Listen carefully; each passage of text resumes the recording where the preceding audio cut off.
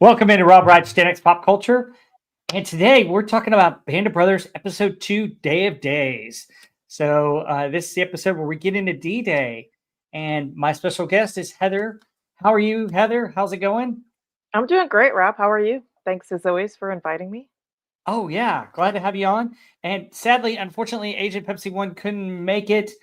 We wish her the best. She's apparently got a toothache. So, oh my goodness. I hope you're feeling better, Agent Pepsi 1. Yeah, hope you're feeling better. That's miserable. Yeah. Agent Pepsi One actually has, I think, Agent Pepsi One, you said you got a master's in history and she studied um, World War II. She could probably tell you a little bit more. She's actually in the chat, and I'm so glad she is because she can bring up some interesting stuff about D Day and World War II.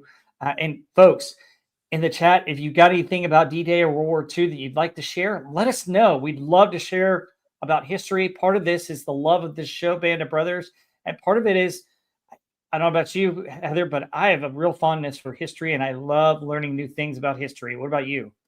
Yeah, same for me. I love history, love reading, just even basic straight up history books, fictionalized history books, just yeah, fascinated in all eras, and this is a particularly interesting era to me too.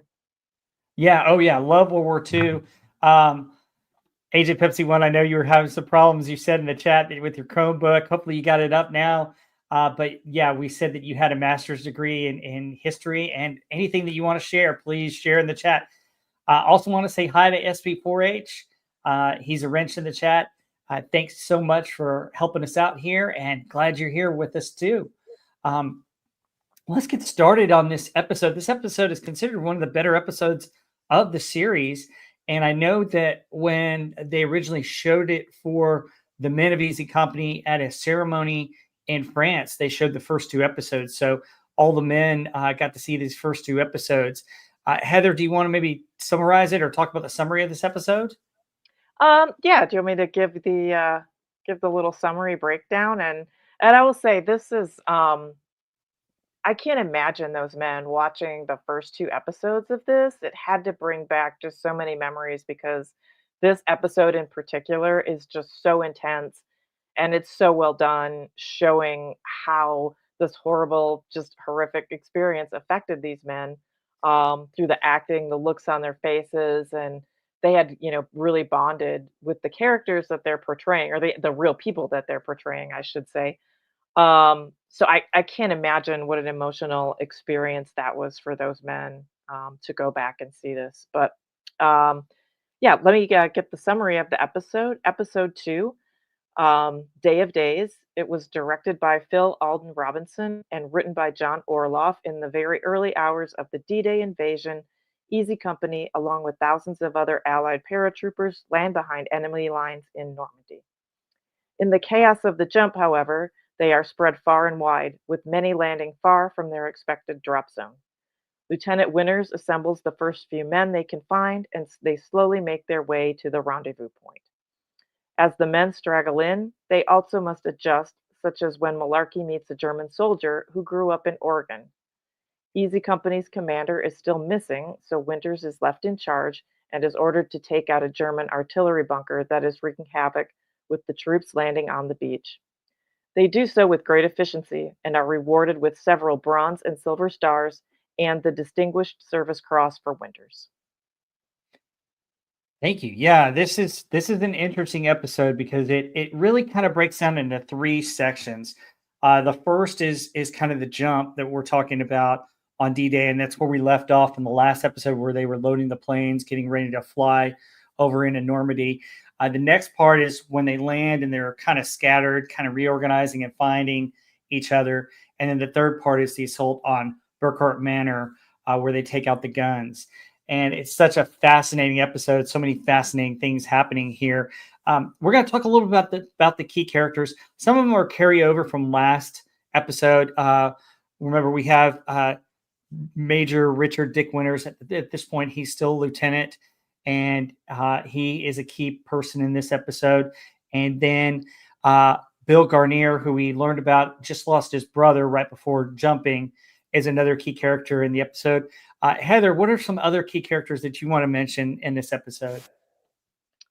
Yeah, I would say, Winters again is a standout, and you see either even more development of him now in this episode. You started to see his contrast to Sobel in episode one, just his natural leadership, his actual care and concern for the men who were under him. And I think this episode kind of focuses on him, and we see a lot of it through his eyes from the beginning, right when they're on the plane getting ready to jump. So I think that that's great. We just develop his character even more.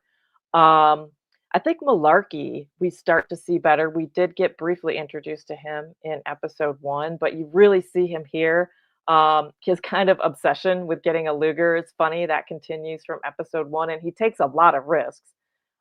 He's just a very likable, easygoing kind of character, and I think that you see that happy-go-lucky side that you don't get with all the other guys. And for me, Ronald Spears, the introduction of him, he's not in Easy Company, starts out in Dog Company, but he's so intense. He has no hesitation. You could see some of the acts he commits later with maybe speculation, maybe true, but in the taking out of the German guns, he's just like this gung ho. I'm going to take on the world kind of guy, and I find his character very interesting throughout.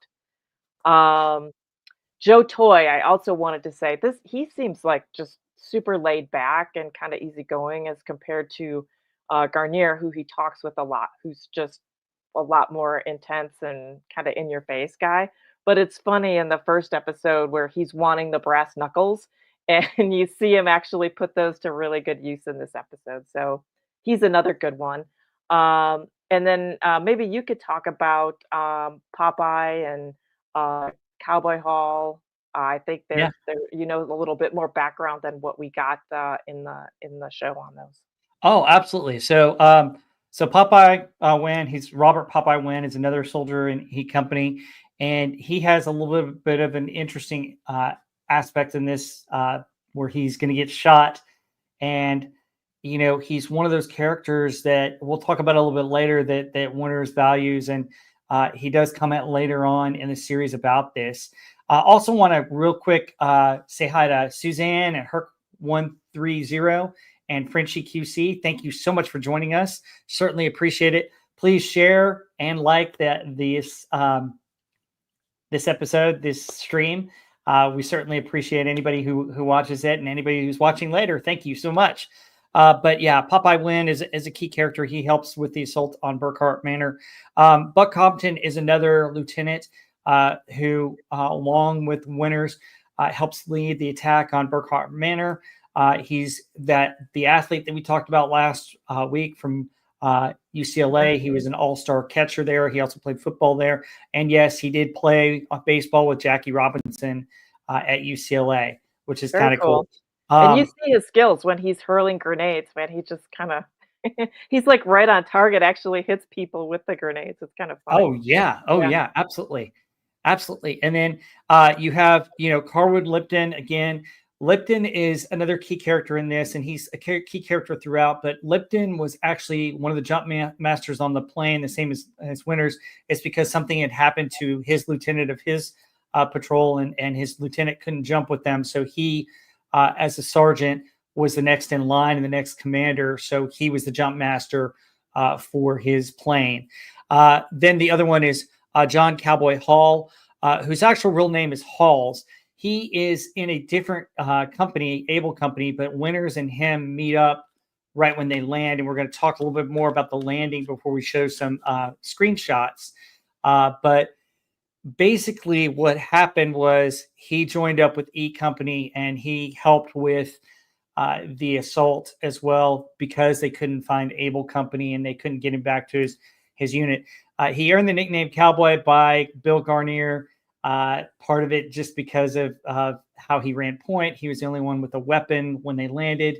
We're going to get into that right now and talk a little bit about it. But unfortunately, we'll talk about it. And spoiler alert, he passed away in the assault. But wanted to mention him because he's a key character in this episode. We're going to give kind of a background of the D-Day invasion and talk a little bit about some of the equipment before we actually get into and show some scenes of the episodes. I kind of want to do this just so that everybody could understand and look at it and understand where we're coming from and where this is going. It's kind of an episode that has three parts. You've got the landing and the paratroopers and how they jumped and they landed. Then you've got them landing in Normandy and trying to find each other.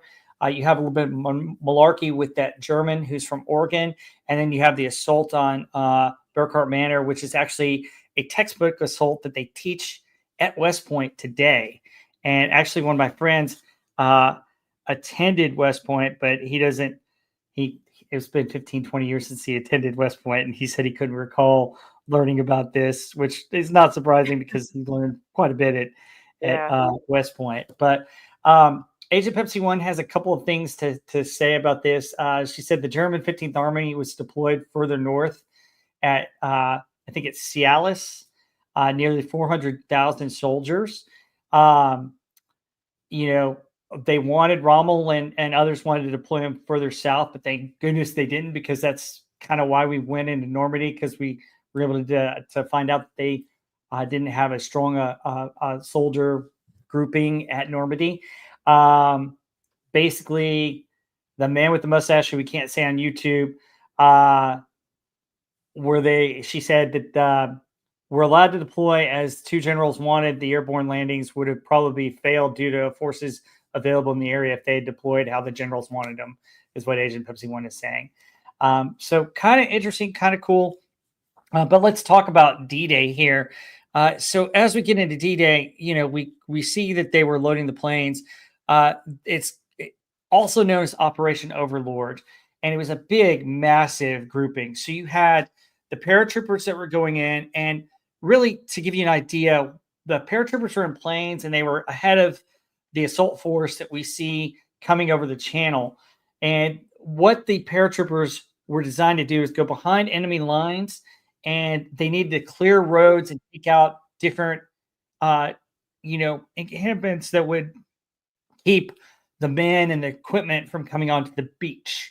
And so, if you think about it, this time you really didn't have special forces. The airborne was the first of the special forces, and these guys were the top of the line of the groups. Heather, anything to add on that? No, I just think it's interesting that this is the very first time that that troops were used in this way. There were no paratroopers before this, and um, it, interesting because you would just have that invasion right coming up on the beach, and you would just have to, the Germans are entrenched there. They would just have to take them out that way. So it is an incredible idea to just here, let's get troops behind so that the entrenched army that you're invading is actually a little bit surrounded because now we've got a position behind them. And so it's a brilliant idea and so untested at this point that it's hard for me to tell, did a lot of things go wrong or did they expect, because we kind of see when they're parachuting in, they know that there's German guns there, so obviously they did must have expected some heavy fire on the airplanes. But having never done this before, the incredibly high rate of casualties just when the men are still in the plane and even before they jumped. And I don't know if anyone knows that what the actual casualty rate was, because so many were shot.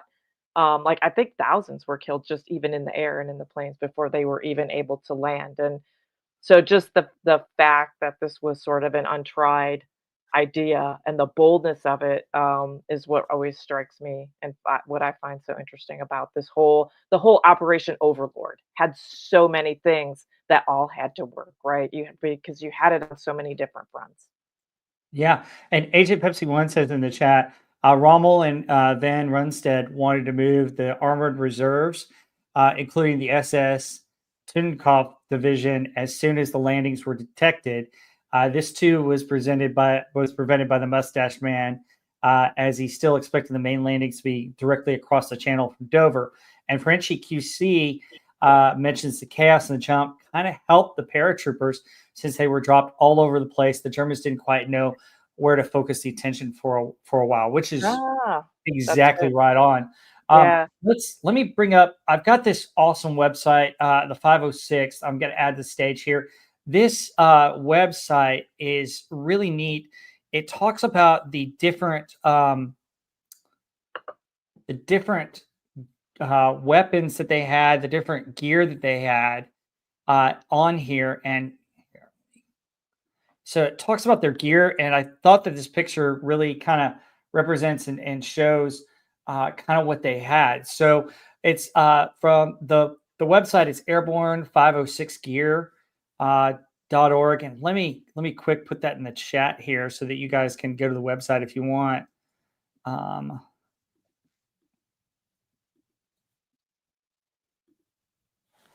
So this is the website that has the gear, and essentially they had obviously their uniform, double buckle back boots, over cap, enlisted wool shirt, GI tie, all of that. But here's some of the things that they would hold in their packs: uh, wooden cot, wool blanket. Probably didn't have the foot locker when they were jumping. P2 paratrooper helmet, obviously, M1 Garland, M1 carbine, Thompson machine gun for some of them. The M130 1936 cartridge belt, 1942 canteen cup. I'm not going to go through all these, but obviously the other cool thing is they had the crickets, and we'll talk about that as they landed. Gas detector armband, trench knife, flashlight, May West life preserver, bayonet, pocket knife, shelter half, compass with pouch, gas mask, parachutist rope coil, bandoliers, first aid pouch, can opener, personal effects bags. And so the picture on here has like their guns and everything else kind of shown out. And I thought it was kind of cool to see that. But one of the key things, and the reason why I'm bringing up the gear, is they had an extra device they hadn't used in training that the British used called a leg bag. And the leg bag essentially was attached to your leg, and you would throw it out when you first jumped. And when you landed, what the idea was that you landed with the leg bag down, and then you would kind of land kind of on top or around the leg bag, and the leg bag would be there for you to grab your equipment and some of your gear. And a lot of the guys put some of their extra gear in there, or some of their most important things in the leg bag, thinking that, okay, this is attached to my leg. I'll have it, and it'll be the first thing they'll be able to grab when I land. Well, that didn't turn out to be the case, because guess what, Heather? Do you know what happened to those Yeah. leg bags? Yeah, the leg bags mostly got torn off, right? And I think it Yeah. was because of when the force, when they came out of the plane, which they didn't have when they were practicing jumping. And I think maybe the speed of some of the planes was faster than what they had practiced jumping Hmm. at. And so, yeah, just the force just tore the bags right off of their legs. And so, yeah, as we saw them in episode one, so heavy that they couldn't even get into the plane. And then when they jumped, that was all for naught, mostly because they lost most of it. So Yeah. I mean, interesting to see how that got revised in later jumps. Mhm. I'm sure there was a solution for that, and I'm not sure exactly what that was, if it was better securing it or making sure I mean, the pilots had to be panicked too, right? Because Oh, yeah. they're getting all it's just heavy, heavy fire, and it's like some were too high, some were too low, they're too fast, and yeah, I mean, that so they I don't know how you get them to say, "Look, you need to maintain a certain speed or height," and, or get that equipment better secured on jumps after that, because that was pretty much goes to the inexperience and the first time doing this. Yeah, absolutely. And Agent Pepsi One, with her history, says ammunition is the most of the weight. 100 rounds are about 7 pounds. Also, the M1 and the Thompson is extremely heavy in comparison to modern analogs. And then Frenchie QC, thank you so much for contributing. Says, I think what happened is the leg bag is that the U.S. paratroopers weren't told they were supposed to hold them in their arms Ah, as they jumped, only to let them go when the parachute ah, opened. That makes perfect sense, that Frenchie. QC. yeah. Appreciate that. That totally makes sense, right? Because then they're not if they're just strapped, if the Air Force doesn't take them, they're holding them. So that totally makes sense, yeah. Yeah, Interesting. so I wanted to kind of give you guys a feel for that on the leg bags and these things. And to give you an idea, the flights over Normandy. So in the book, the Band of Brothers book right here by Stephen Ambrose. So first off, let me give you a little bit more of a background on it. So Richard Winters, like days after Normandy, like a day or two after Normandy, he had a diary with him and he wrote a lot of this down. So a lot of what you're hearing about the leg bands, the assault on Burkhart Manor is obviously reports and his diary, but some of the things that we get from when he landed and what happened come directly from Richard Winters' diary. And he Interesting. describes what he saw, and then Lipton kind of described what he saw. So when they were flying over the channel, so you have the door open, and you have Winters, who's jump master in his plane, and Lipton was jump master in his plane. And so Winters said that he looked and he saw kind of the lights around where they were supposed to be landing. And he was like, "Oh wow, it's close, it's coming on. I'm just waiting for that red light." And remember, one of the key things that he does here is he gets his man to stand up as soon as that red light goes on. This was pivotal for two reasons. Number one, with all the flak coming in, if for some reason they started to go down or something happened, all the men would already be up and be ready to get out of the plane rather than getting up when they get the green light. The other thing that he does is he makes sure his men are ready and he has the care for his men. And you see that with Richard Winters and his leadership. That's the other aspect of his character that we're going to talk about. The other thing, when Lipton talks about, and it talks about in the book, Lipton looked down, and I don't know if I'd want to look down over an open plane door. No. I'm not that kind of person that no, I'm not as scared of heights as I used to be, but he looked down and he was able to see the boats and kind of everything coming Yeah. in the invasion. Now, the thing about it is that the planes are going much faster than the boats, and so he can see some of that stuff, but they're whizzing by. So it's interesting. They were going about 150 miles an hour.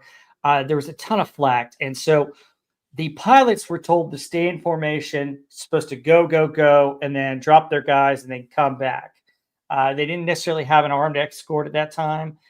This is the first time that anybody's ever really done this. So they're traveling at higher speeds. The planes made elusive maneuvers because they were getting hit, and the guys were lower than they normally would jump, and they're going faster. Mhm. So that's part of what happened. Um, let's see. Herc 1130 also says modern day paratroopers weigh down the lighter people with more equipment, so they'll be properly able to pull the extraction cord and float down at the same time as heavier people, which That's interesting. makes sense. Yeah. And then Agent Pepsi One says issue U.S. paratroopers had with the crickets was the sound of the ammunition clip being ejected by the M1 made a very similar sound, Wow. which, wow, that's interesting. And we're going to That get to that is. in a minute. But here, let me read a little excerpt from this is chapter 5 of the book, Normandy, called Follow Me. And the reason why is because Winters is gonna really exert his leadership as well. So he gives an entry in his diary real quick, and I'm going to read it. It's just about a paragraph, but he talks about this landing and him going out. So basically, they turned on the green light, and he gets his men up, or gets his men up at the red light, and he's green light. They go. In a diary written a few days later, Lieutenant Winters tried to recreate his thoughts. In those few seconds, he was in the air. We're doing 150 miles an hour. Okay, let's go. And then curse words. GD, there goes my leg pack and every bit of equipment I have. Watch it, boy. Watch it. JC, they're trying to pick me up with those machine guns. Slip, slip, slip. Try to keep close to that leg pack. There it lands beside the hedge. GD, that machine gun. There's a row of trees. Hope I don't hit them. Thump. Well, that wasn't too bad. Let's get out of the chute. Oh, funny. Oh, yeah, it's hilarious. Yeah, like stream of consciousness, 'cause as he's, coming down, but that had to be terrifying. You're getting shot Oh at. my I mean, goodness. and the Yeah.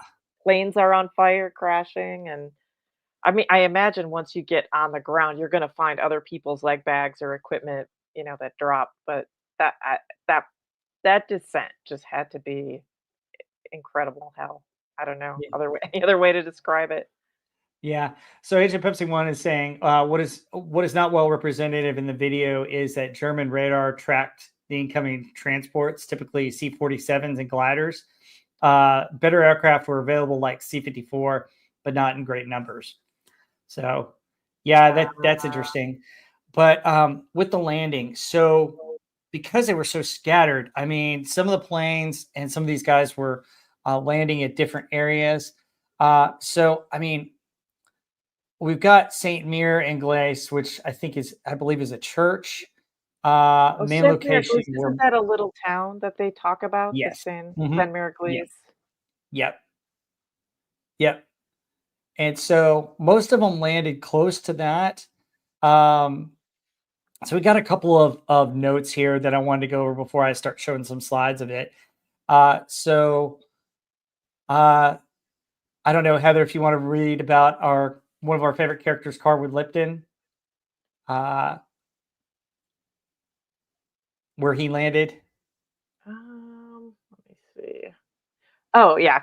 He landed, I was like, Carwood Lipton landed just behind the town hall in a walled structure. The exact landing point for Dick Winters isn't certain, but some accounts claim he landed just northeast of San Mercedes, while others claim he landed just west or just north. Um, Even Winters himself wasn't sure. What is known, though, is that Winters quickly came across John Hall, a soldier from Able Company, before the two found Lipton. Yep. And so Yep. when they landed, do you remember the codes and the clicker? Yeah, so flash and thunder. One would say flash, and then they would respond thunder, so that they would know that it wasn't the enemy, right? Was Yep. the And quote then the they fir had and that was us across the entire invasion forces. yep. And they have little clickets, which almost sound like a cricket. Like, Right. Crickets, didn't and they call them crickets? yeah, I guess I don't know, but I know those things because all right, this is sad. This is pathetic, but this is Rob's story time real quick. So I went to TCU, and back in the day, we had little clickets that sounded like crickets, that sounded almost like frogs croaking. And so they would hand those out at the games when I was a kid, and we'd have the little, it'd be like a little TCU thing, and have the metal strip, and you push it, and it was click, click, click, click, click, click. And it was the same thing that these guys used. So pretty funny. Interesting.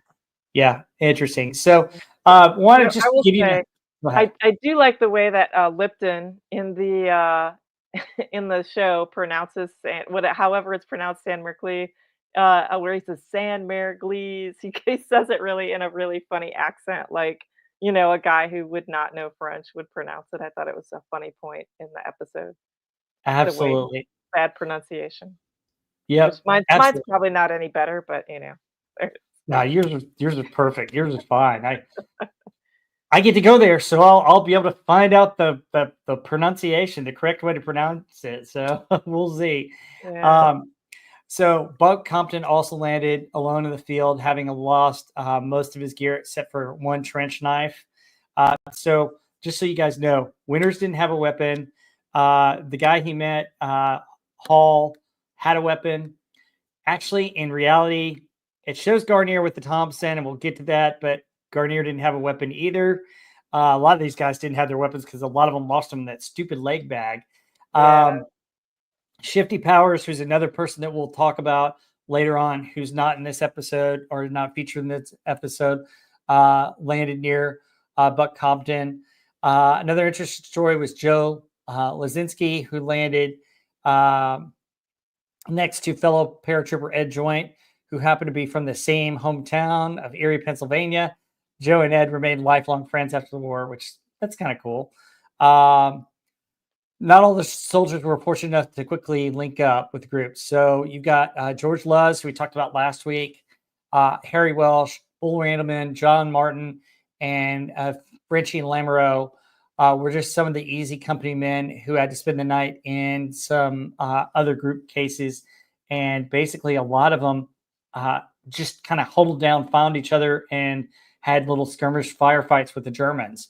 Um, Ron Spears also landed about 1 mile northeast of the town.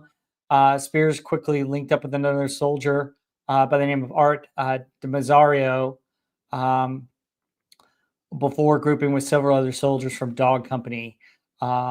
Basically, all this happened in the scattering of the men. So let me do this. Let me bring up some of the slides. So the slides aren't exactly in order, but what I'll do is I'll try and, as we're talking about the episode, try and click to where they are with the slides. I'm going to click through some of these real quick so I can get to some of the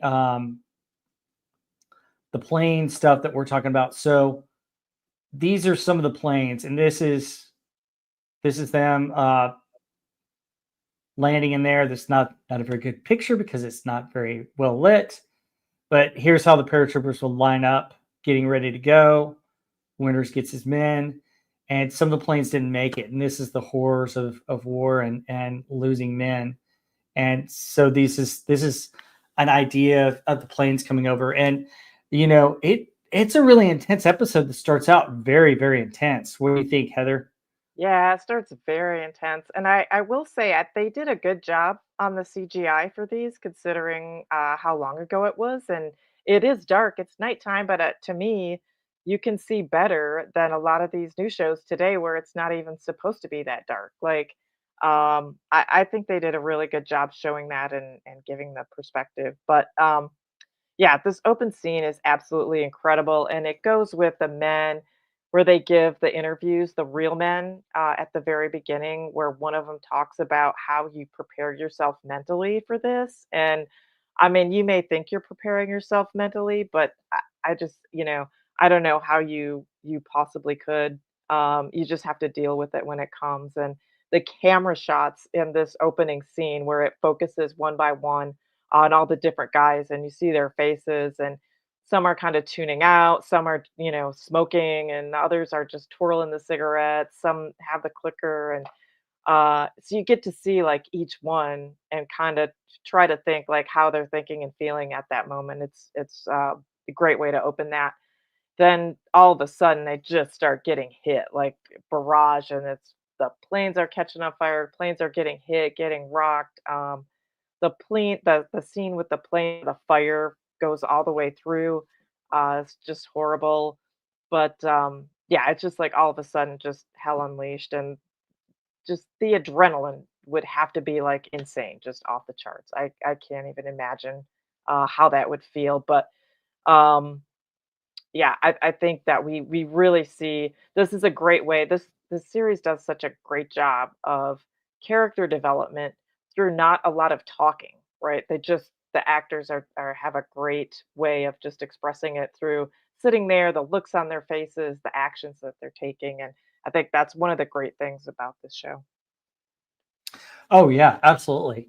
It's just it's one of those things where they're landing, they're trying to get their bearings, and then this is the first time anybody's ever done this. So they're used to jumping at certain speeds at certain altitudes that they've trained for, but this is totally different where planes are having to avoid flak, which is flak is guns shooting at them from the air or from the ground. And these pilots, they didn't stay. They made evasive maneuvers to just save lives and save themselves. Right. And so a lot of them turned the green lights on early, just so that they could get the guys out and get away from the flak so that they could make their jumps. Yeah, But no, yeah. it's a great choice, right? I mean, you're gonna probably get hit, so just like go before we end up getting killed in the air. And um, Frenchie QC has a great point in the chat. The NCOs more or less saved Sobel's life with their mutiny because otherwise it would have been him on that plane going down in flames instead of me. And right, and it just kind of shows the randomness of it could be you, it could be the guy next to you, and you never know whether you're going to live or die. And but just be it could be standing here, standing a foot away. And yeah, it's insane. And then Oh yeah. 2104 Dogface says I was in the 506 and knew many of the easy bets. Oh, Interesting. sweet. Thank you so much, 210 Dogface. Yeah, please share any stories you might have in the chat. We'd be glad to post them up on here. Thank you so much for being on with us. And thank you so much for your service. And to any military veterans on here, Agent Pepsi One is a veteran as well. Thank you for your service. We certainly thank you so much for your service. I didn't serve in the military. My father did, and my uncle did, and my two grandfathers were in World War II. So very thankful for all the men and women who serve in our active forces and who have served. Uh, Definitely appreciate all that you've done for our country and your service. I mean, that's so much, so very important to me and to a lot of people. Heather, I know you've got family members as well that you probably would like to thank as well. Yeah, a lot of family that's been in the military, obviously dad, uncles, cousins, so, yep, for sure. And SP4H was in the military as well. Oh, SP4H. I didn't know. SP4H, thank you for your service.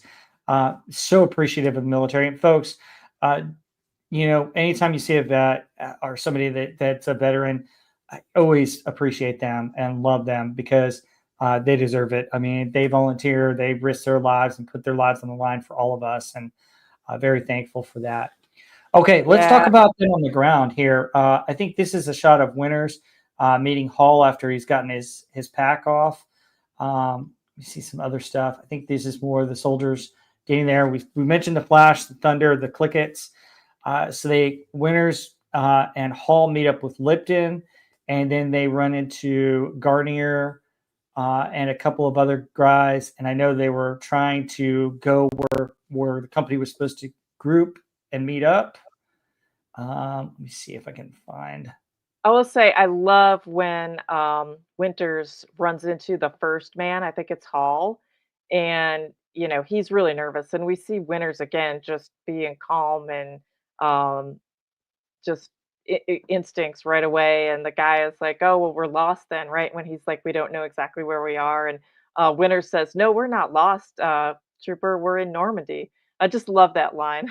I thought that was, just shows how calm he always is under pressure and, lighten the mood a little bit, and, he's given the guys other things to focus on, so I thought that was a great show of his character again. Yeah. Now this is a little bit later on in the episode before they get to the encampment where everybody is. Unfortunately, other paratroopers did not make it. Some of them landed in trees. Some of them landed in other areas. And, unfortunately, the only thing they could do at this point was try to take weapons or gather ammunition and other supplies. The sad thing is what I read about that the Germans would do if they found dead US paratroopers is they'd use them for target practice and they do Ugh, other awful things. And we don't hear I'm about sure. that side, but oh my gosh, it's just awful that Sure. we'd hear. Um, let's see This what is this Frenchie is a Q mentions. chilling. Yeah. Oh, sorry, go ahead. Yeah, go ahead.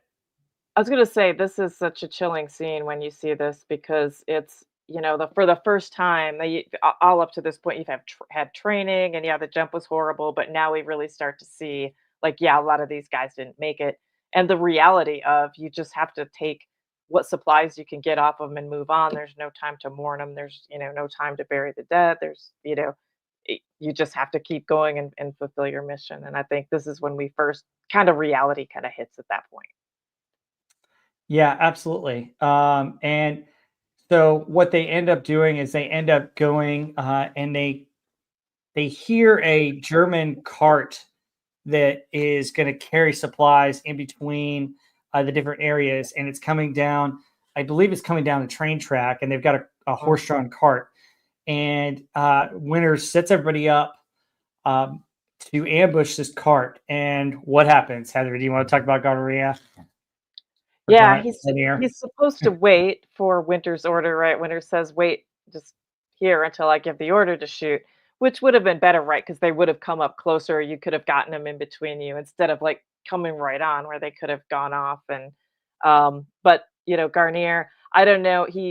It feels like early on he doesn't have quite the respect for Winters, and he's a little bit of a hothead, and he's also still dealing with just hearing about the loss of his brother, and he just goes and starts firing, kills the horse, which I can't even watch the killing of the horses. I know it's like Oh it's yeah. just so sad.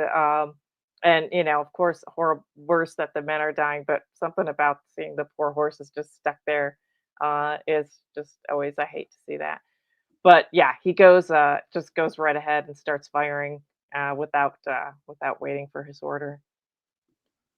Yeah, he part of the reason for that is he lost his brother and he kind of wanted to take it out on on the Germans right then and there. So he had a little bit of bloodlust. Now, in the actual history, I heard that at this point he didn't have a weapon, but he did this later on um, when they ran across some German patrols.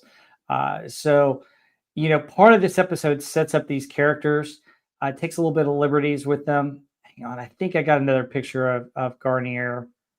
There we go. There's him going off with this machine gun. So there's they they take some liberties with this. Obviously, they can't follow this book exactly, and they can't really follow the history exactly. Otherwise, you may not have as interesting a story to tell. And so, what they did was they set up with Garnier earning his trust. So, with men at his level, he'll tease and he'll test your toughness. And if you're able to stand up to him, like he tests Abel, who you meet in this episode, and calls him cowboy, and then he'll smart back off at Garnier, and Garnier kind of respects him for that.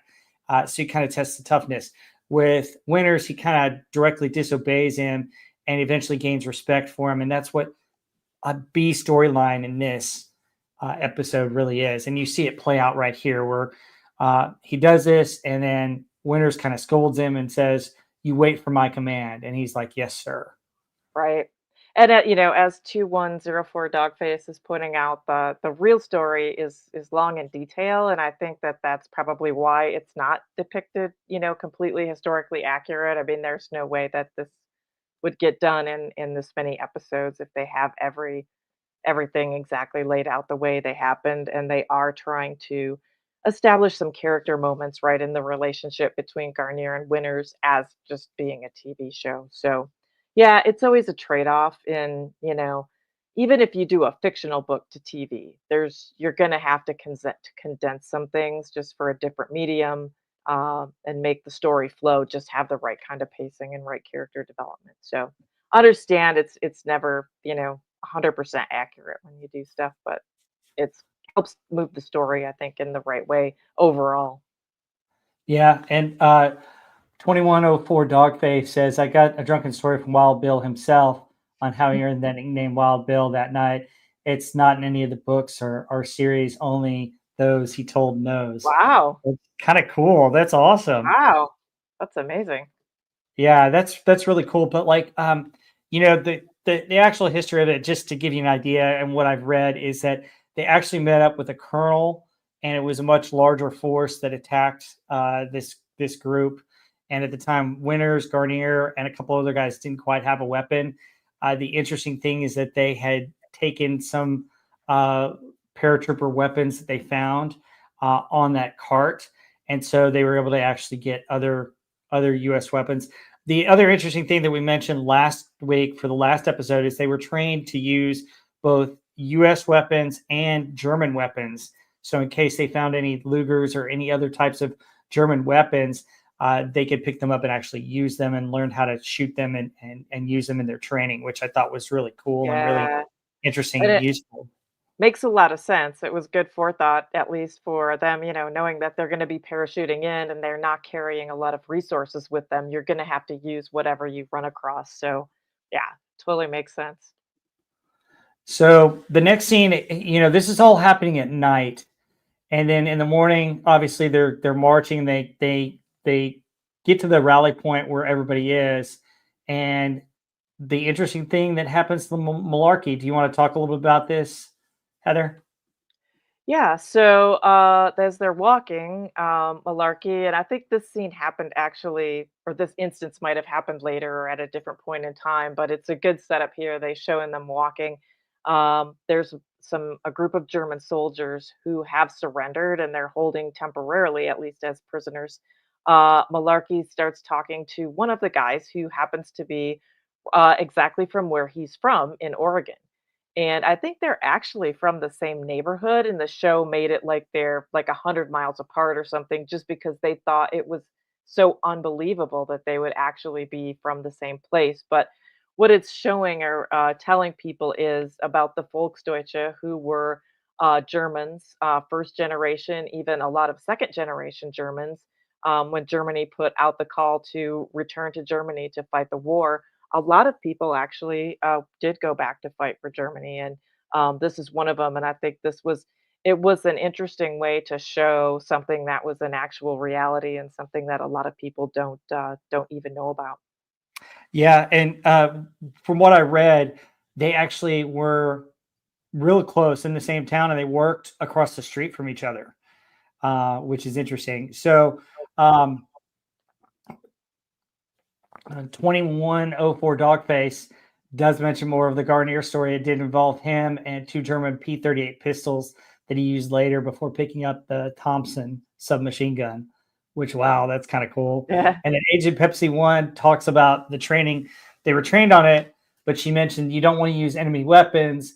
The different sounds draw friendly fire. This was a serious mistake in their training. Uh, Ah, interesting. ah, that is interesting. I can totally understand that because I know one of the stories in the book talks about how they couldn't get the clicker to click right and were shot at by friendly fire. So that's fascinating as well. Thanks for sharing, everybody. Um, Frenchie Q also says something about the malarkey Yeah, that German worked across the street from each other, literally. Um, so they increased. wild. It's just Yeah, so wild. Yeah, yeah. unbelievable. Yeah, I mean, it's interesting. And then you get we're introduced to Spears, and this is again the German soldier. Let me see if I can find the part of Spears here. There he is. Yeah, There's there Spears. he is. Yep.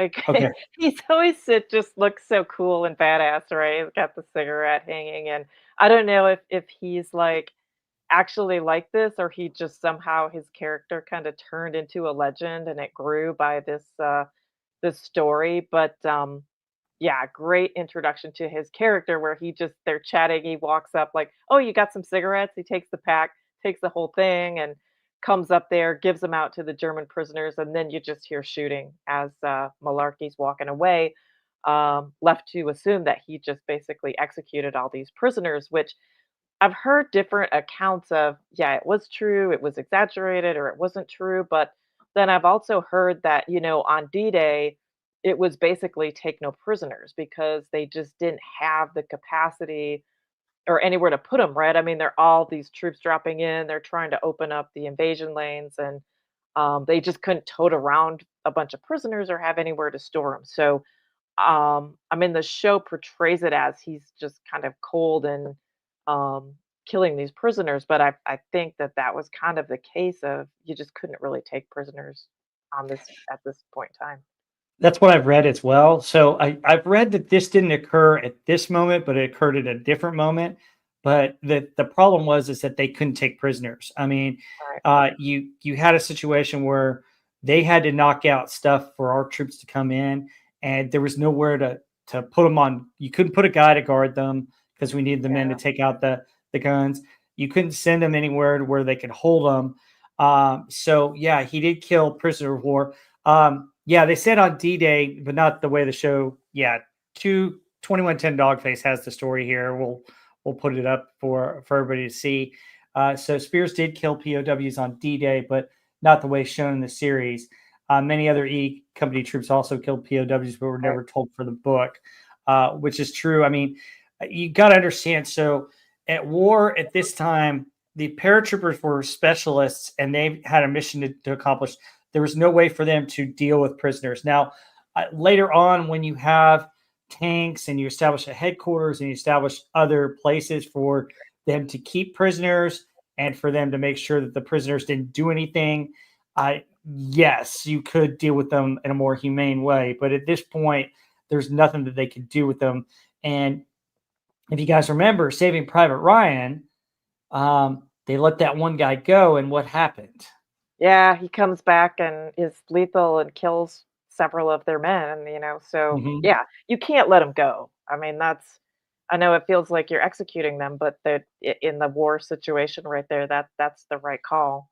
There's nothing else you can't let them go. And they're just gonna turn around and end up killing some of your soldiers. So Yeah.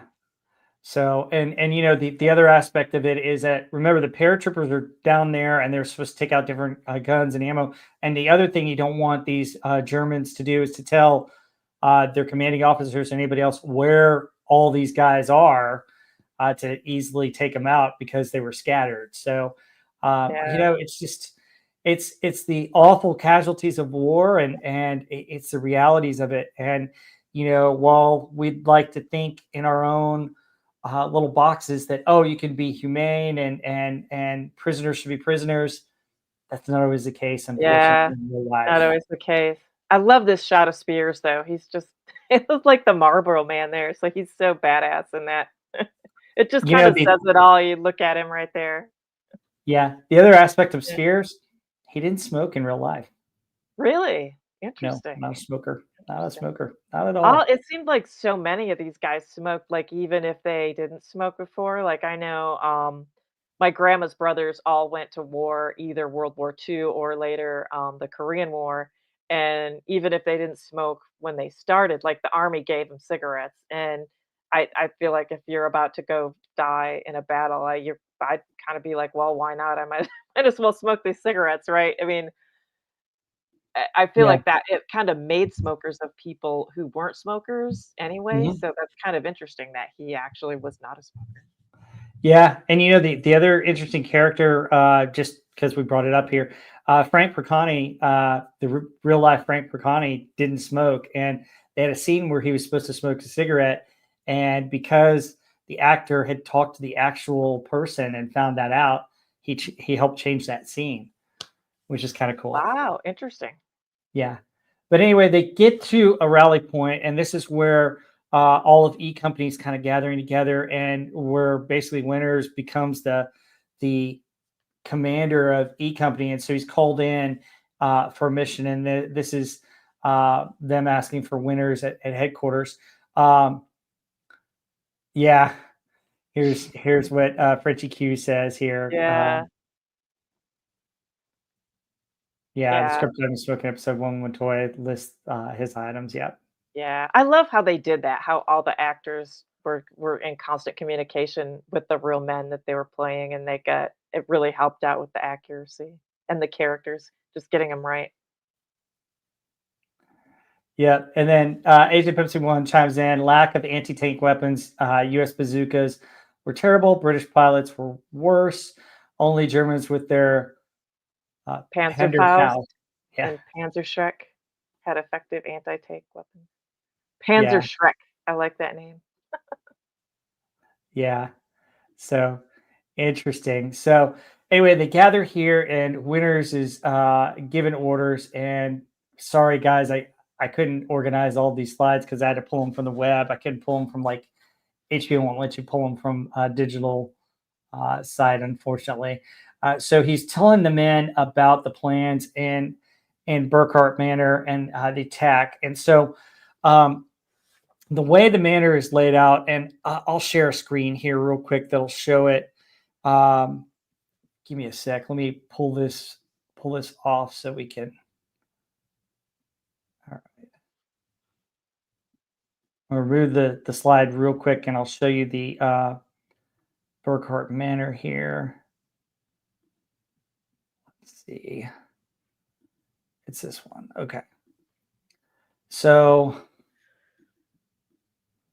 I'll get back to the slides in a minute, but this is kind of the house here and where they're going. And really, so what happened is you have Utah and Omaha Beach are the two beaches that the U.S. troops landed, and Easy Company and the 501st was supposed to land here and take out clear roadways and guns so that Utah Beach could have their landing and the troops could more easily come up the beach and equipment could come up the beach. And you got here's the manor here. There's Ivy House. And basically, my understanding is the guns are right in here, and there are four guns that are aimed at the beach. And then so you have the guns. Imagine them facing forward towards the beach, and behind them is machine gunners. And so Winters had to lead his guys up there, and he had to tactically draw fire from machine guns, set suppressing fire, and take down each of these guns. And each of the guns had trenches around it. And so you had about 50 to 60 Germans that they were taking out, and he had to group of maybe 10 to 12 guys. So you're 12 on 60 with all these guns, and this is a military tactic that's still apparently taught at West Point today. And the way that they go about doing this is unique and interesting. Um, One of the other things that Winter said about this that's fascinating is, so you had a field and you had the machine guns and you had the trenches. Coming up here with Winters caring about his men and caring about the tactics and learning how to do this, he said if Sobel had been in command, Sobel would have just done a full frontal attack and probably gotten most of his men killed. Yeah. Winters was very strategic, which is what I really love about him, and went about it a different way. And we're going to show some of the slides. Heather, do you want to talk about what happened in the episode as I bring the slides back up? Yeah, so one of the things too that I wonder, do you know on this, because this takes, I mean, an incredible way that they shot this, by the way, right? They're like close up, they show you in the trenches, and you kind of get a great feel for how this must have felt because when you're really in it, you're not going to be able to see the big picture. You're going to be, down low. And that kind of as demonstrated, right, with Lipton when he gets up in the tree, which was kind of not, it was a very risky move, right, to get up in Oh a yeah, tree, but so they're showing them taking out these guns, and I'm wondering, like, it's so intense, it's so fast moving. I guess in the episode, it takes about 20 minutes. I'm wondering, do you know how long it actually took? Did it say in the book, like, how long did this take? It had to take quite a bit longer, I'm assuming, than what was on the three TV. hours. 3 hours. Wow. Yeah, Oh, 3.5 hours. It was intense. Frenchie oh my Q also god. talks about a medic who was landing at Utah said they had no idea why the shelling stopped um, on the beach that day until they read books about E Company taking out those guns. Yeah, amazing. Amazing how that worked, and I know they probably were hoping that that would have happened sooner, that they would have dropped in the right place. It probably would have been or was planned to be earlier. I'm not sure because they would have wanted that cleared right before they tried to land on the beach. So, Hmm.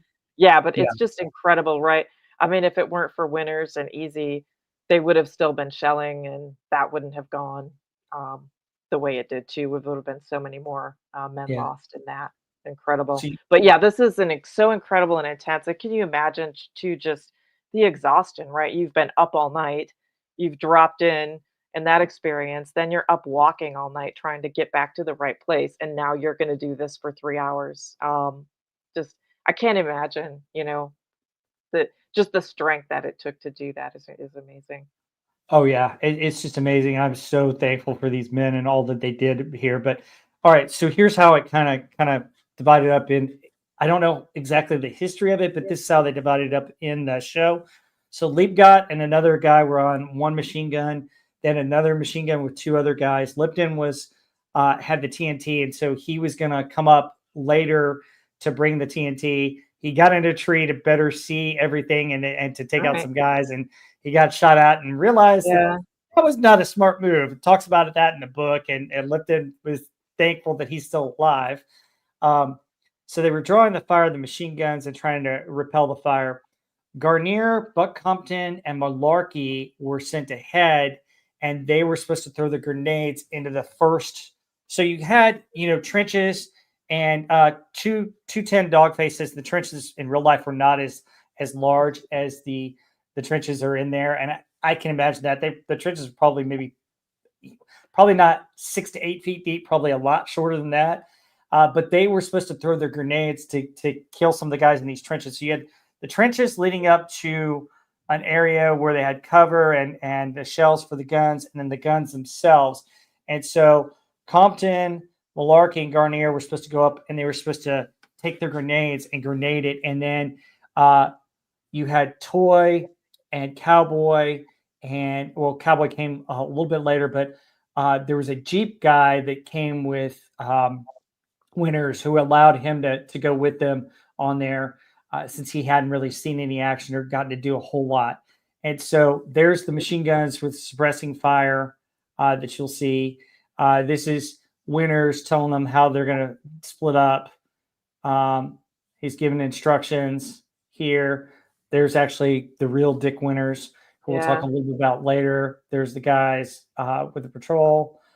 So there's, So go was ahead. that just Winners? Like, when they come up on it, is that just him devising it as he's Mhm. seen just looking at the situation and coming up with a plan? Yeah, Yes. just amazing. I mean, the guy, I think he's so brilliant and such a great leader and had, so Yes, much. that's part of the reason why it's taught. So they were trained on how to take different positions, but Winters had to use all his skills to add different ways to do this, so that the men would survive, so they could take out these guns, and so they could do this properly. So the idea was for these three guys to kind of sneak around the bush around there and throw their grenades. And we had mentioned something about grenades. You wouldn't throw them like a baseball. You had to kind of lob them.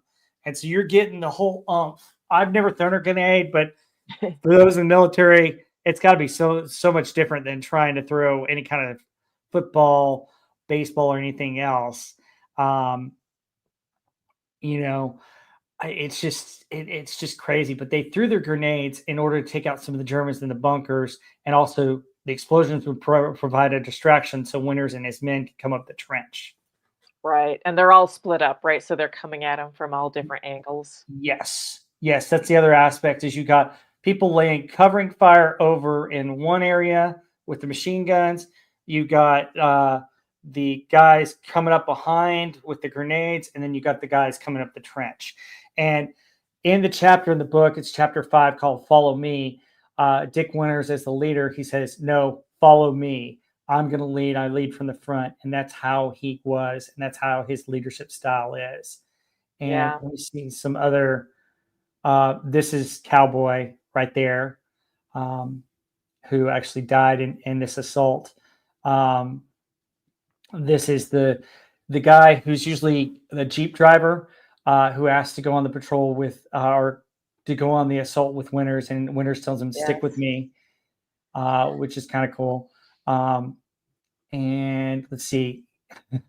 So they get there, they take out one of the guns, um, they take out another gun, and I think Malarkey gets obsessed with seeing Germans there. And what does he do, Heather? When he goes to get the Luger? Yep. Yeah.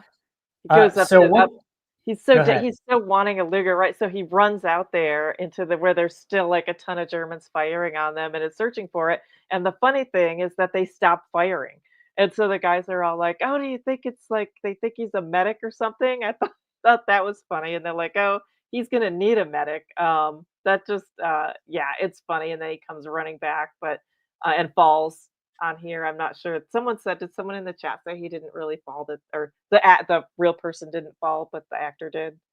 He wasn't meant to. I think The cat. so. Yeah, I Yeah, think. but I also wanted to talk about the grenades too, because SP4H says 5-meter blast, 50% casualties with modern grenades.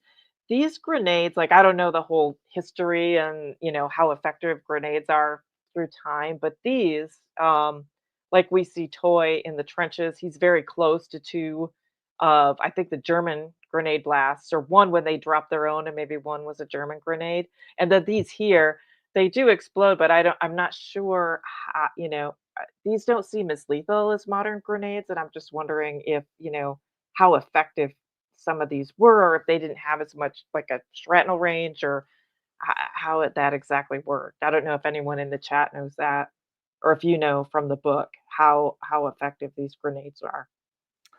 I don't know. The book kind of just says that the grenades help them be able to take out some of the Germans. So it would take out a few of them, and then they would come up with the machine guns right away. The other aspect of it is that a huge explosion caused the Yeah. distraction to let Yep. Winters and some of the guys come up. One of the things that you see in this episode is that Winters takes out quite a few Germans himself Yes. on here. Agent Pepsi One is saying the picture with the guy slipping is that a not an accurate showing of the weapon because he did not have a magazine inserted, Right. which is interesting um, on here. But it's interesting how they did that. So um, the other thing is in the book it talks about Winters. yelling at Malarkey for doing that. He's like, Yeah. "Get over here, you dumb whatever. You're What right. are you doing?" He scolded him after Yeah. that. It's just like, and yeah, I think Frenchie Q mentioned that Compton and Malarkey both said that was the stupidest thing they'd ever done in their lives. Had they been a little bit more experienced when they did this, they never would have done the two things that they did. They were young and gun ho and thought they were invincible. And so as they were taking these guns down, they got some more support. So they kind of were starting to run out of ammo. Like I said, it takes 20 minutes in the episode, but it took like 3 hours in real Yeah. life. And so Dog Company and a couple of other companies had come up. As a matter of fact, Compton, or not Compton, but um, I hang on one sec. One of the guys was looking for headquarters. Do you remember that scene? And Lipton tells him where headquarters is. Oh, Remember god, what yeah, happened? they're crawling, and he's yeah, right next to Lipton, and he's asking, "Where's the headquarters?" And he pops his head up, and he just gets shot and is, like, taken out, shot in the head instantly. I mean, it just, like, this close to Lipton too, which is just again, just shows how close this is, and then Lipton's, yeah, like, right down on the ground, but, yeah, there's so much fire everywhere, and I like the one, like, where they're like, "Oh, the Germans are confused now, they're shooting at actually shooting at each other." They have Yes. stuff going on from every angle. I thought that was interesting too, yeah. And Dog Company coming up, I don't know when they came into it. I know the direction at first when they tell Easy Company, "Go take out those guns." So I don't know if then someone higher up decided like, "Oh, let's send Dog Company for support after a certain amount of time," or Mhm. was Spears kind of the initiator of that? Like, I don't know how that came about, but I'm sure that that was a huge help to them at that point in time, right? Because they are running out of Yes. ammo. They didn't have that much with them. Well, Dog Company and Able Company came up with extra ammo and were supposed to come in reserves and support them. And so that's what happened. And you had Cowboy here who had some of the TNT that Lipton, who was pinned down by fire after getting out of the tree, couldn't come up and support. And he's still up, he was still upset that he couldn't bring his TNT and stuff. And so you had Cowboys TNT and some others TNT and stuff so they could take out these guns. And so some of the more pictures. Here's the scene with Lipton and the guy. Um, Yeah. it's just sad. See if I can find some other ones. Sorry guys. I wish it were this. And then here's Dog Company coming up. They'd already taken out 3 of the guns, and so really this was not a quick thing. They took out the first gun, then he regrouped, re-strategized, take out the second gun, regroup, re-strategize, take out the third gun. It was very tactical. Um, Winters took his time, made sure his men were in a safe position. To be honest, they didn't have a lot of casualties. They had a couple, but not a whole lot. They were able to do this with precision, and really, it's a surgical take, and it's just really amazing how he was able to do this. But Spears came on. They went and let Dog Company take out the fourth gun, and what they did was, Spears let them up the trench, threw their grenades ahead of time, and part of Spears's boot caught on fire. Yeah. Well, And he they just don't show runs. that. He looks like he just Yeah, runs straight in. Like he's not yeah, even being careful about it like some of the other approaches. yeah, He's just goes straight in. yeah. Yeah.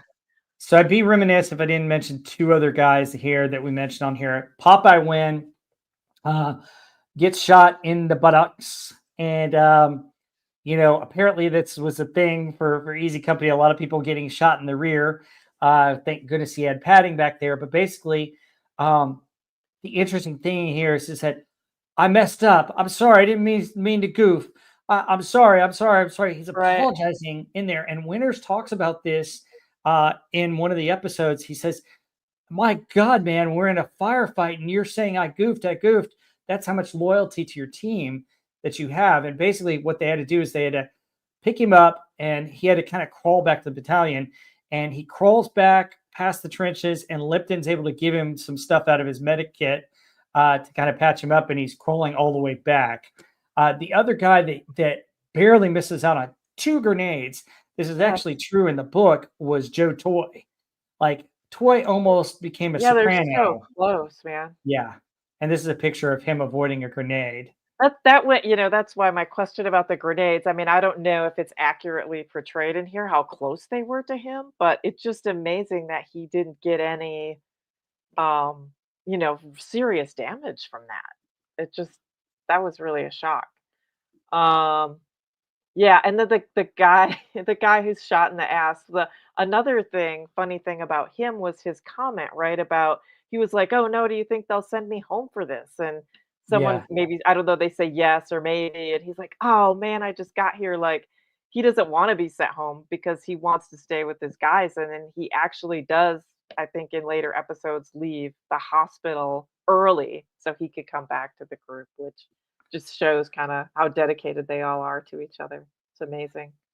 Yeah, it truly is amazing. The other significant thing that happens on here, and I've got a picture of it that I'm trying to find, is Winters finds these maps at one of the stations, and the maps show all the German artillery positions on the beaches or that are covering the beaches. And so he's able to capture that and he's able to get it back to regiment. And it does them a lot of good to be able to take him out and be able to secure all the beaches for all the landings. And so that was another huge thing that Winters did in this episode that was big. Um, and Well, and so, incredible that they had all that information there, right? Like, this is back in the day where you had to have all the everything on paper, and so they probably had to have the location, like, physically of everything there, and just the just the luck of finding that there is incredible. yeah. And Frenchie QC says the maps that Winters found, Nixon actually ran them himself all the way back to the beach because he knew how vital that information was. Command back there was so glad to get the information they sent. Yeah. So let's see. Agent Pepsi One talks about if a grenade goes off in close proximity, it's also the overpressure recapturing eardrums, even if you don't get shrapnel. Yeah. Yeah. Yeah. And let's see, 2410 Dogface. So one of the big myths on D-Day is claiming that Sobel made the jump and took out an MG. That's false. He came ashore with the supplies and never took out an MG nest, machine gun nest. So Yeah. I believe that. I don't know I do who too. would believe that Sobel would have taken out anything except maybe, I don't know, His maybe own someone men, accidentally, yeah, his own men accidentally. So, maybe he started that rumor himself. maybe. I don't know. Interesting. I wouldn't put it past him. So No. anyway, they get done with this. So the book has a little bit more information. So evidently, some of the assaults on Burkhart Manor after they take out these guns, they've got mortar launchers, and Grenier and Malarkey have them. Now, a mortar launcher, I don't know if you've seen what they look like. They usually have, the tube Mhm. and the thing that holds them up, and then they're supposed to be sitting on a metal pad. They didn't have a metal pad to do it. So they had to, aim the best they could without the metal pad and shoot them. So they're putting in rocks in this metal pad, and the metal pad's getting, as you shoot it, poof, it digs into the ground. Ah, okay. Yeah, And because they so didn't it's, show it totally in the show. They didn't show yeah, exactly how that worked. Yeah. yeah. So Malarkey and Garnier, apparently, it says in the book that their targets, they were so accurate and so precise, they hit and took out a lot of stuff in the manner that's not shown or talked about except in the book. And it really just mentions that. And they said that a farmer had to help them dig out their launchers because they kept going way down in the dirt. Ah, interesting. So it's Wow. interesting. Um, Yeah, yeah, this and whole go scene, ahead. just the way it's filmed, it just seems so chaotic, and I can see why you said they would kind of regroup and then take another piece because it just seems like with everyone running different and covering different areas, it's so chaotic. Oh yeah, absolutely. But credit to Winters because he kept the men focused and he had a plan of attack. He was strategic about where he wanted to go and what he needed to do, part of his training. And so he used all different aspects of his military training and leadership training for that. Um, JRC 99 US says I watched interviews with the real life easy guys, and apparently Captain Sobel wasn't really that hated by the men. We talked about this last time. A lot of the men do credit Sobel for their training and for helping them get through different things they had to get through, like Bastogne and different things. So their training was really great, and that's what they're thankful for Sobel for. They just didn't want him to lead them into battle. An example is the Barkart Manor raid, because they say that Sobel would have led a full frontal assault. That he didn't have the patience or the really a good sense of direction and tactician that Winters had in order to lead the men. So Sobel's weakness is that he was a very impatient guy, and that he was not strategic in the way that he would handle things. And when they did field practice, they saw that, and that scared the men. And that's part of the reason why they mutinied against him, is because of that and because of some of the other stupid stuff that he did. Winters was very careful, was very concerned with his men, was very tactical, and that's why he was a successful leader, and he led from the front. There's a lot of really good leadership that you can learn from him, and he did write a book and did a video about leadership later on in life, talking about this. And this is why his men respected him when he took command in this instance. So, Yeah, great and points. then we get the point where the men are in the truck, and Winters comes and they're cooking some awful stuff. And so Well, you want to talk I'm about just this scene thinking, a little bit? after seeing all those horses killed and then the horses that they were using to block that road, and then they're cooking with these big chunks of meat. I mean, that's my guess is, I mean, I don't know where else they're getting meat from at this point, but whatever, or unless it's just other stuff they scrounged up. I can't even imagine, but I didn't want to think about it. One other point, though, the funny part too is we're talking about the map. I love when Nix comes riding up on the tank. He's just sitting on the front of the tank, like, typical, back to his easy ways, right? He's just kind of everyone else, has been fighting, and you see all their struggle, and I'm sure he's had some struggle coming in, right? But it's just for his character to just kinda come riding in on the tank and just be like, "Oh, hey, good to see you here," and, it's great to see him reunited with Winters, and, he talks about the finding the maps and stuff is cool, but, yeah, in the truck scene is really good. You get to see the men finally, together, getting a few minutes to, I guess, just scrounge up some food. I mean, this area's gotta be completely devastated, so scrounging up whatever you can scrounge up there. And then this moment with Winters where you see, Garnier say, I guess that makes you our commanding officer. And Winters actually takes a drink and he says, he tells him, I'm not a Quaker. I thought that was a funny moment too. There's a little comedy and a little moment of respect that's nice between the two of them. Yeah, and I think that's one of the underlying themes of this episode was Garnier earning are respecting Winters as the leader, and the men becoming respectful of Winters as their leader. They already had some respect for him, but now he's the main man in charge of Easy Company, and they have so much respect for him now. He really did take a drink. That's the first drink that he ever had in his life. Right. You could Um, tell because he's kind of like, ugh. yeah, Just gets yeah, the yeah, reaction of someone who's never liked or had any hard liquor to drink, so, yeah. yeah, Um, so Winters was a strong Christian background. He didn't drink, and the other thing is that he didn't want to drink because he always wanted to be ready and prepared, and he wanted to set an example for his men. Um, and the other thing about this episode, I'm not sure if it happened in this episode, but the real Richard Winters, who I think I've got here in one of these pictures, um, visited the set only once, and it's when the guys were in a Jeep, and I think it's in this episode or in the back of a truck. And so he opened the canvas to look and see the actors in there, and these are all actors, mind you. The real Dick Winters, who's pictured here, went and saw those actors, and it scared him half to death. And it's because he saw ghosts, and he yeah, said that he saw ghosts of his men from 50 years ago, some of the guys who had died.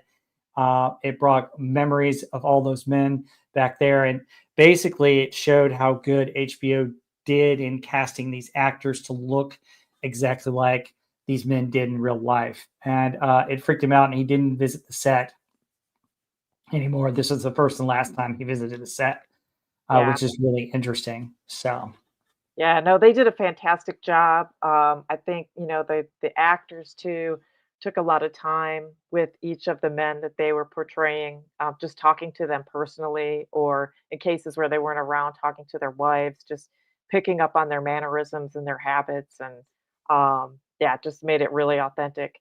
That and just the fact, like we talked about last week, how they put them through a little boot camp that kind of made them bond together, and they went through the whole experience, right, of actually trying to become paratroopers, the training, the jump training. Um, so yeah, I think that all just added to the authenticity of it.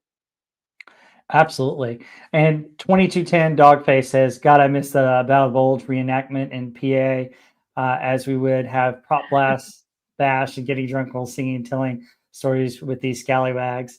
I bet that was amazing. Oh Um, yeah, So, and absolutely. Frenchie QC says the actors said they always had troubles having the vets talk about themselves because they were too humbled. They'd always shift the conversation to what some of their friends did instead. Which, yeah, I read about that. That a lot of the guys would ask other men about their character rather than the guy they were Right. portraying, and it was a lot easier for some of the guys who played somebody who's no longer around. Uh, about their character. And some of the actors became friends in real life and found out that their characters that they played became best friends in real life, which was interesting. We'll talk about Bull Randleman coming up in a few episodes, but I've got information from the actor that played him about that. So 2110 Dogface, it was Winters, Babe, and Bill who visited the set. Bill called all the cast and crew a bunch of P words, uh, as they couldn't outdrink them on set. Which, Jeez. oh my gosh, which, Bill, I can see Bill doing that. That would, yeah, oh, I totally could. that Yeah. totally fits with what we've seen of his character. I believe that. Very funny. Yeah. So, hey, Oh in that, no. in the last scene, so after, after the truck scene and Winters, talks with, Nix again, Nix is kinda saying, "Well, that map, they sent to headquarters, it's really gonna do some good," but you see Winters' kinda mental state. He's really distraught at losing, the young man, and that was the first man I think that he came across after they jumped, in the show. And, he kinda looks like, "Yeah, do some good," like, it's that's kinda relative, right, at this moment, and, then we see him looking at the burning town that's just Mhm. being bombarded, and I don't know, was that, the town that the San Mariglis that they had talked about, or is that a different, do you happen to know what that location is there? The town that Um, they're fighting I in? don't know. It might say something in here, but basically, I will say this: that it's one of the key things here is that Winters kind of. So right after that, he decided to do his diary, and a lot of this book and the show is based upon that diary that he made right after that. And what he did was he did promise God that he would find a quiet place where he would live in Yeah. peace. Now, let me see if I can. Let's see if it says anything It's in just an here. incredible scene. I don't know if they're, like, burning, like, an actual set and then using CGI to enhance it, but it's like a long view shot, and he's just sitting there looking at all this destruction, and it's just like it's just getting started. And it's Mhm. not, not really, you can't really call it foreshadowing because this is, like, actual history that everybody knows what's gonna happen, but, just the foreboding when they're first taking they first come across the dead paratroopers and they're trying to take, like, supplies off of them, and um then you kind of see this, it's a quiet moment, but you see Mhm. just all the barrage and the town on fire, and it's like, yeah, this is day one, and this is going to be years now, and it just you can kind of get that sense of foreboding when you look at him and you hear that conversation, and I thought it's set up really well as the end of this second episode. Yeah, absolutely. Real quick, I just stumbled on the page where Winters yelled at Malarkey for going after the Luger. He says, "Idiot! This place is crawling with krauts. Get back here!" Yeah. Yeah. So there were 12 men in that group that took out about 60 Yeah, Germans right. with that. Um, let's see. Um, it Well, and was also, like Agent Pepsi One, I think, had mentioned yeah. earlier in the chat, the type of machine gun that the Germans had and the high rate of fire, and they're Mhm. basically protecting those big guns with these machine guns.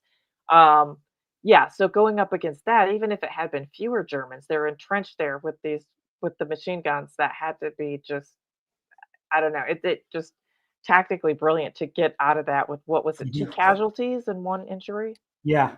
Yep. Yeah. So Sink did put winners up for the Congressional Medal of Honor, but only one man per division was to be given that ultimate medal for Normandy campaign, and it went to Lieutenant Colonel Robert Cole for leading a bayonet charge. Winners received the Distinguished Service Cross. Compton, Garnier, Lorraine, and Toy got the Silver Star. Lipton, Malarkey, Rady, Liebgott, Hendricks, Plesha, Petty, and Wynn got Bronze Stars. Um, Let me see if there's anything.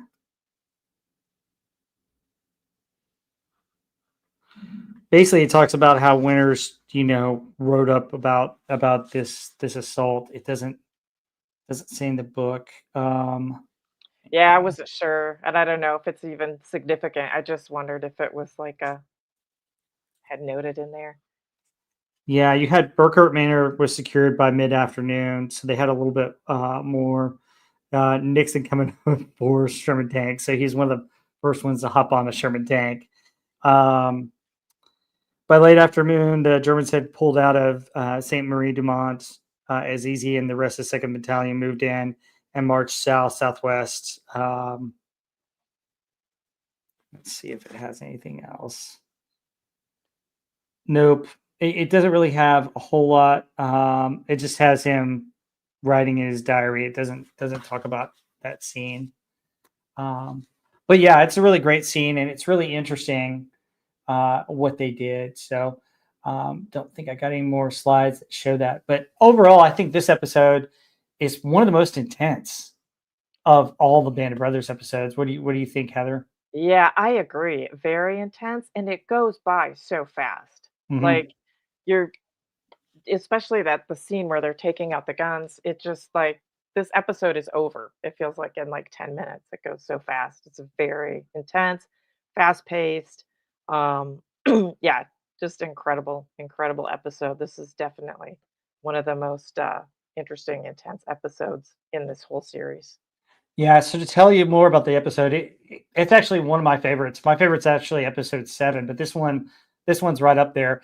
It says episode 2 of Band of Brothers is often cited as one of the most impactful episodes in the series. The raw depiction of war combined with the personal stories of the soldiers resonates deeply with viewers. Critics have praised the episode for its emotional depth, technical execution, and faithful representation of history. Yeah. Um, Yeah, no, it does a great job, just portraying you. I mean, there's no way to imagine, right, if you haven't been in a combat situation, how this would feel, especially something like this. But I think they did just an excellent job in getting you to feel that way. Is it just that the mhm. actors did such a great job, the emotion on their faces, and it's so subtle the way they do it. It's not overdone. I think they just did a fabulous job all around. Oh, this Oh is yeah. funny, in the chat, they're talking about, MREs. So I don't think they were eating MREs, I think they're saying it's bad, but I think horse meat is, from those horses that were laying in the road, probably worse than MREs. I don't know. Yeah, I mean, they did have candy bars and some other stuff that I Yeah, thought was yeah, interesting and stuff. hopefully the Hershey bars weren't in the leg bag. I mean, those the cigarettes and the Hershey bars, you gotta, like, tuck in the pockets or something. Oh, yeah, absolutely. So just real quick, a little bit behind the scenes production to kind of wrap things up. The production of Day of Days involved extensive planning and coordination to recreate the D-Day jump and subsequent battles. The use of practical effects combined with CGI helped to convey the scale and intensity of the events. Interviews with veterans and military advisors ensured the portrayal remained true to the experience of those who lived through it, which, yeah, absolutely. And guys, you got to understand that CGI was still kind of new in 2001 when this show came out. Yeah. So And it they was did an incredible how they. amazing job with it, right? Like in Mhm, the where they shown the planes and the parachutes, just the speed and for it being at night. And I know we talk about like all these terrible current shows and how dark it is. Like that's what's amazing to me is 20 years ago, they're showing scenes completely at night, but you can see everything that's happening. I'm never sitting there going, mhm. "Oh, it's too dark, I can't see it." So yeah, I mean they did a much better job on this than they do with a lot of current things that are done where it's supposed to be dark. Yeah, interesting note by Frenchie QC. I heard the chocolate bars back then were absolutely foul tasting, only be used as a source of calories in the last Huh, resort. That's really? interesting. Huh. Yeah, That's surprising. I can't imagine a chocolate bar being foul tasting. I don't me know. either. I as a chocoholic, Something that seems Mhm. kinda tough to screw up. Like, Yeah, I don't know. Funny. absolutely. All right, well, folks, this is the wrap up. We have episode 2. In a couple weeks, we'll do episode 3 of Band of Brothers. What are your thoughts on this episode? What did you like? What are some characters that you like? Is this a favorite episode of yours of Band of Brothers? Let us know in the chat. Let us know in the comments. Please like and subscribe. And Heather, what else we got coming up? Anything interesting? For your channel?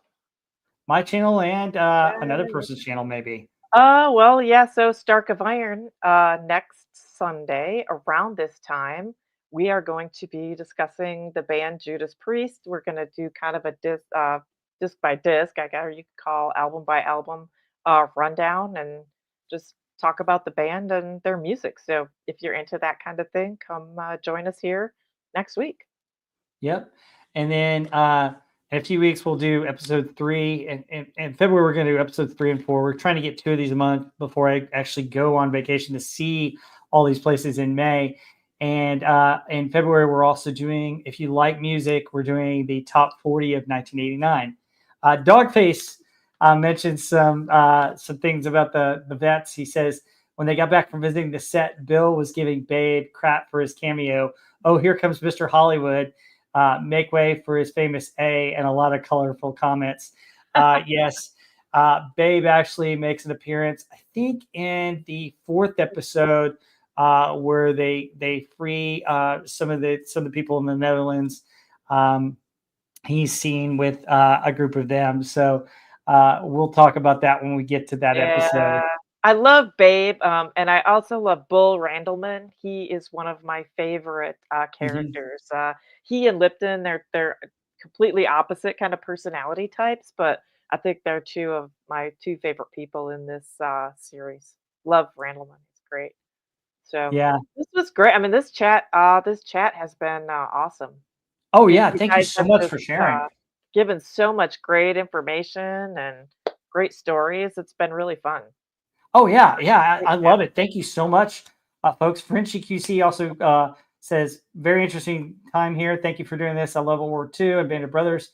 Can't ever get enough of anything related to it. I'm doing the Band of Brothers trip in September 2026. Can't wait for that. Yeah, Frenchie QC. I don't know. Are you going with the Stephen Ambrose group? Or are you doing another group? Let me know. I've got the link to the Stephen Ambrose group that I'm going on in May, and I'll do a review after I get back from it, but it should be a lot of fun. That's the other thing that we're going to do at the very end of this when I get back from the trip is I'll show you pictures of all these. So So is our next, episode 3, is that in 2 weeks or in 3 weeks? we may do it in 2 weeks, but we've got a little thing going on that afternoon, evening called the Super Bowl. Don't know if you've heard of it. Oh, yeah, So if we do it, we may do it that afternoon before the Super Bowl if we're both free, depending upon our schedules a here. little But bit if not, earlier in we'll the figure it day, out. Yeah, earlier to not hit the Super Bowl. It's probably a good yeah, idea. But, yeah. we can compete with the Super Bowl, come on.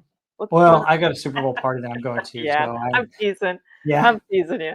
So well, I mean, and Yeah, then I don't know how excited about the Super Bowl I'm at. I mean, yeah. I'm a Cowboys fan, so it was already hurtful to watch that first game. Oh, Whoa. well, I'm rooting for the Bills. That's kind of my Yeah, me only too. team Me left, too. right? So, Yep. yeah. So, but anyway, folks, thank you so much for joining us. Um, thank you so much for sharing your stories in the chat. Be with us on the next one. We'll have that come up. Stay tuned to my channel, Rob Wright Gen X Pop Culture. I will usually try and tease it in my comments and community notes before we have it. And join us in the next one. We'd love to have you guys back and share stuff in the chat. I always appreciate any insight, especially into military tactics or experiences that you guys have had, and especially if you met or seen or heard anything from any of the actors or the actual men who served in this company. We love hearing about them. Again, thank you so much for your service to all those who served the military in the chat, and for all those broadly who have served in our armed forces. Thank you so much. We certainly appreciate you. We appreciate you as an audience. Thank you for being here. Until next time, we'll see you on the Yeah. next one. Thank you so much. Thanks Take so care. much, Have a guys. great day and a great See ya. weekend. See ya.